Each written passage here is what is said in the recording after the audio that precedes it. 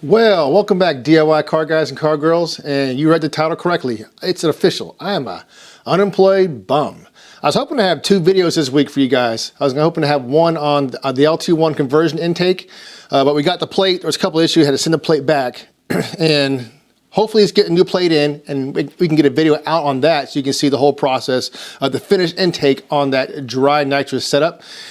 And I wanted a video out there on the Vega, but this happened. So yeah, we got hammered over the weekend. It is now starting to subside. There was snow, like literally, we had about over a foot of snow, and I couldn't. It was everything I could do to get my Mazda from here to here. It's an open diff, and when it got out there, it took me literally 2 hours of digging enough snow out just to back it up. So when the plow came, which I still didn't come right here, as you can see, so when the plow came, it wouldn't, like, you know, plow me in. But that's why I didn't have a video on the Vega, you know, recently. Once all this gets, I'll shovel this out, and once all this melts, I don't really feel like messing with it right now. Once all this melts, then we'll get back on the Vega, and we can make some progress on that. And now I know someone will say, "Ah, you don't work hard, you're an unemployed bum." That is not true. Anyone who knows me, who knows how hard I work, I give everything I do 100. So I'm unemployed, not because I didn't do a great job and I worked hard. It's just because it's a DoD contracting job, and because of COVID or whatever, you know, the reason was for them. It's unfortunate. I don't have any bad things to say about the company. I worked there for 16 years.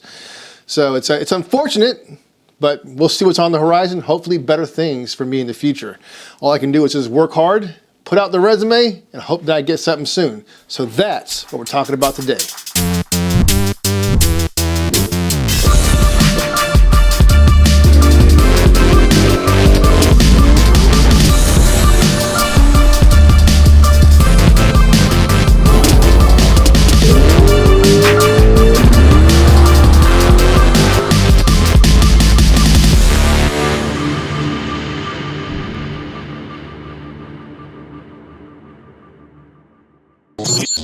Well, and welcome to the computer room. Now, this is probably stuff that a lot of you DIY car guys don't really care about. But now, since I am a free agent and all my DoD stuff is now out of off of these computers, I've uninstalled it all.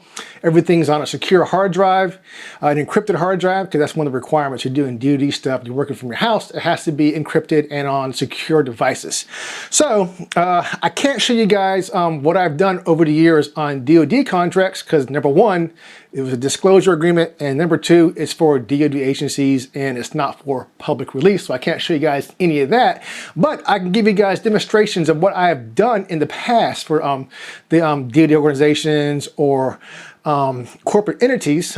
Back here, I'm working on a project. This is a project that I'm working on for a contract gig, basically a freelance contract gig.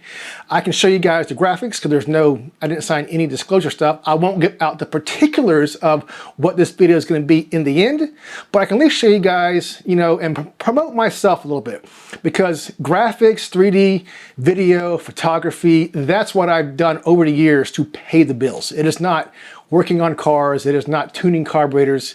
That's always just been a side hustle or a side hobby that I've done over the years. So unfortunately, like I said, I can't, when you're working for DoD stuff, you can't just show off your work. So I need to promote myself. So you guys are gonna see a couple of these videos coming out as I'm looking for work, as I'm trying to maybe get, you know, freelance work or do stuff locally freelance. I have to promote myself right now because I have to pay the bills, but you might find some of their stuff interesting. Now, how many times have you guys opened up a installation manual or just instructions for your DIY car stuff, right? Like maybe it's cow tracks, or maybe it was like installing a fuel pump. A lot of times those instructions just suck, right? Well, I'm gonna show you guys a more fine-tuned illustration that I got on this computer, which is 3D Studio Max. And over here, this is more a graphic promotional visualization application over here. Both of them kind of are, but this one's going to be less technical, and this one's going to be more technical. But like I said, my whole intent with this is to promote myself, and because I need people to know what I do. If no one knows what you do, then they're not going to contact you for what you do. So let's get over here, and I'll first show you guys some of the stuff that I can do as far as graphic illustrations, and to make illustrations better for, like, you know, summit racing, jigs. It doesn't matter. I can definitely do the illustrations better. So let's get over here to this, which is CalTrax. All right, guys, and welcome to 3ds Max. I've been using 3ds Max for like ages. I'm talking about probably since 1998. Use it off and on. I'm not primarily a 3D guy. I can use it. I've used it to make a lot of motion graphics, 3D graphics, but this one will just demonstrate as more of a technical illustration right here. I like using 3ds Max for this because it will bring in any engineering model, and you can convert that over to line art. There is, you know, a couple of steps you got to do, but let's go to the camera here, and I'll show you guys what I use to render out this line art. Let me go to the effects right here. It's Final Tunes. What it does, it'll actually render out an illustration file to Illustrator. Vector, that is, not really illustration file.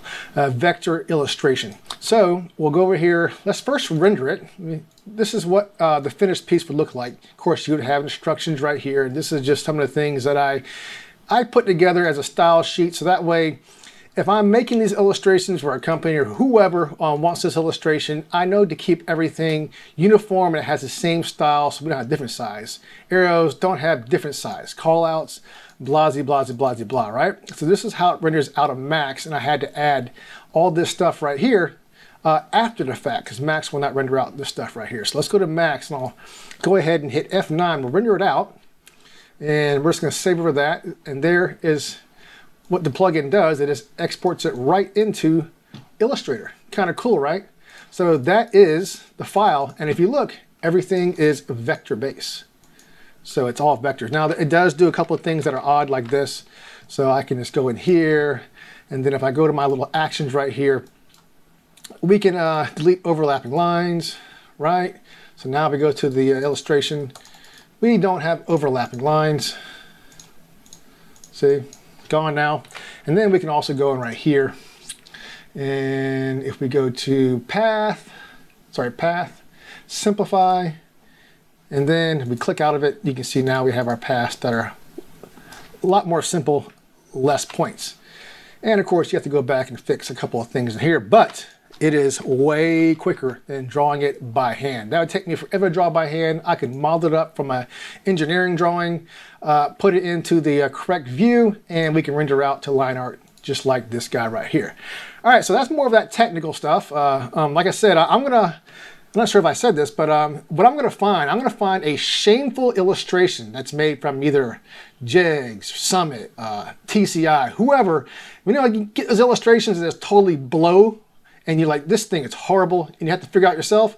I'm gonna find one of those and redo it to look nice and neat like this. So that's one of my self-promotional things that I'm gonna do so people can see more of what I do in my graphic sense. So let's now get over to Blender, which I will explain next. All right, so welcome to Blender 3D. I haven't been using Blender that long. I've been using it off and on for a little bit, and now I'm taking the time to actually learn this application a lot more. There's still so much I have to learn. It's way different than using 3ds Max, but I like it because it has the ability to use the EV engine. I forget what the acronym for that is, but basically it's like a game engine. So it renders all this stuff out, as you can see, in real time. Now it does have these render samples, so if I hit the render key based on this render, it'll do 250 samples, and the viewport's only doing 50. But it gives you a real-time display of what it's going to look like. All these lines in here will be gone in the final render. This is just because it's in the interface and you need to be able to manipulate these objects. Everything in this scene I modeled except for this saw, which is the M249 and the M4. And the reason why I didn't model these for the client is because this guy from a Turbo Squid was 20 bucks, and this guy was 15. It would cost the client way more than $20 for me to build this, or 15 bucks for me to build this from scratch. So these models are fine. I am definitely all about saving time and you know, and saving the client money. Oh, I got a phone call. I'm gonna stop that real quick. But anyways, and as you can see, it is definitely a cool application, and I will be modeling things for you guys too, for the car community. Like I might go one day, decide to go out, take a picture of a drag tree and model that for a cell phone background. Or I might go do another car thing, like maybe a rim or an engine block or a cylinder head, or something that's, you know, for the DIY car community that you guys can use as backdrops on your phone. And that's kind of one of those things I'm going to do to help promote myself and show other people what I can do, in the hopes that I can get another job in the future or start working for myself and just doing freelance gigs. So I definitely want to share this with you guys, because this is probably something a lot of you guys don't even know that I do, but I do it, and I can do it. So that is Blender. So if you ever wondered what I do besides YouTube, that is what I do to make money. It is not YouTube. If I had to rely on just YouTube earnings, the house would be foreclosed. I would be on the side of the road saying I do YouTube for food. That's how much money YouTube gives me.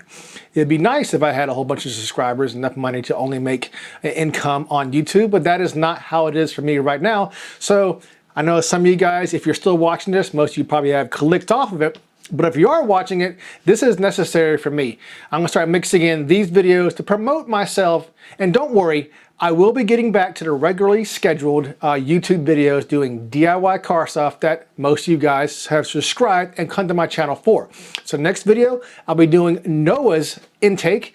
I think he's getting his new plate. I went into his house, the plate that we got, the Nitrous Express plate, really nice plate, perimeter plate. But the way the attachments came out to the side, it would not work with the fuel injection intake with the rails right there. We'll get all into that in the next video, don't worry. But for all you guys out there who might be going through hard times during this pandemic, I just want to say I'll pray for you guys, and you guys pray for me, because despite what social media is saying, or despite what the news is saying, or your local government or whatever, it is not getting better as far as the economy.